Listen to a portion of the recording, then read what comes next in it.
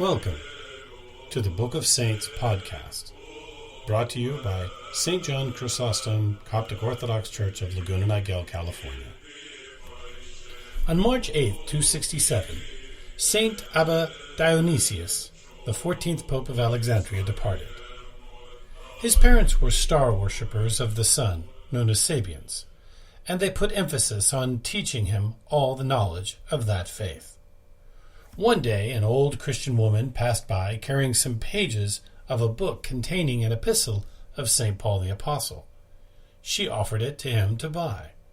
When he read it, he found in it strange sayings and an unusual knowledge. He asked her, "For how much will you sell it?" She replied, "For 1 dinar of gold."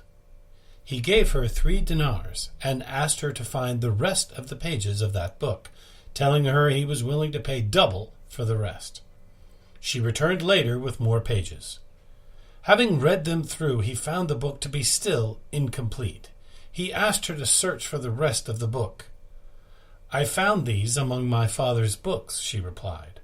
"If you want to acquire the complete book, go to the church. There you can find it." He went and asked one of the priests to show him what is called the Epistles of Paul. He gave it to him, read it, and memorized it. Then he went to St. Demetrius, the 12th Pope, who taught and instructed him in the facts of the Christian faith, then baptized him. He became well rehearsed in the doctrine and knowledge of the Church, and Abba Demetrius appointed him a teacher for the people. When Abba Demetrius departed, and Abba Dionysius was enthroned, he appointed him as a deputy to judge among the believers and entrusted him to administer the affairs of the Patriarch. When St. Dionysius departed, all the people agreed to appoint Dionysius the Patriarch.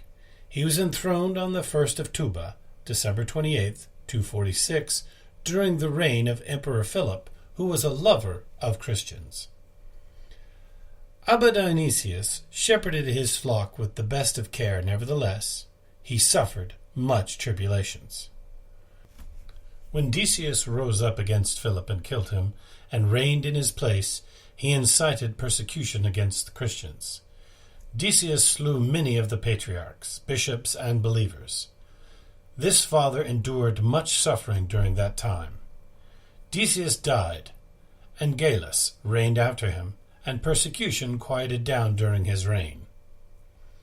When Gallus died and Valerian reigned in his place, he renewed the persecution severely against the Christians, and his men seized Abba Dionysius and imprisoned him. They asked him to worship the idols, but he refused, saying, "We worship God the Father and his Son Jesus Christ and the Holy Spirit, the one God." They threatened him, killed men in front of him to terrify him, but he was not afraid.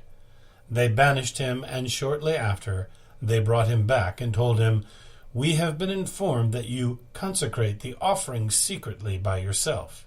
He replied, "We do not forsake our prayers day or night."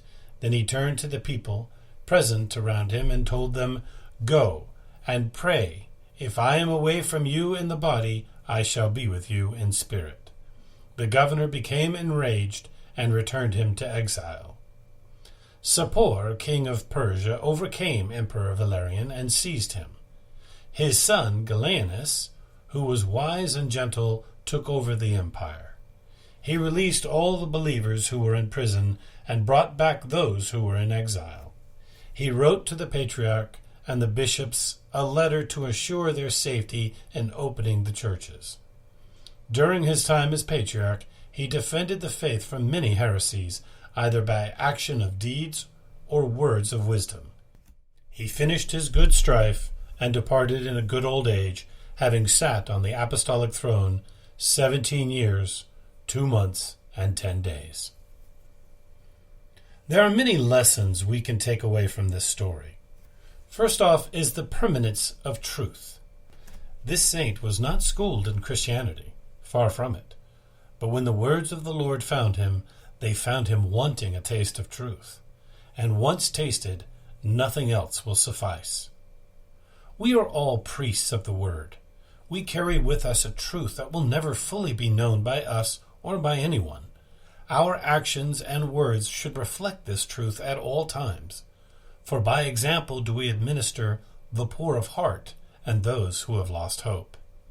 The second takeaway is the knowledge that we will, forever, struggle in this world, that there will always rise heresies and fakery to blind people of this truth we hold in our hearts and minds. Showing our strength in our belief and a willingness to show kindness in the face of ugliness is not only a service pleasing to God, but it is worthy to be considered priestly. Lord, help us to shine your light among men and emulate your kindness for all your creation, and that we may ever show reverence to the word that dawns within us. May the prayers and intercessions of St. Dionysius be with us all. Amen.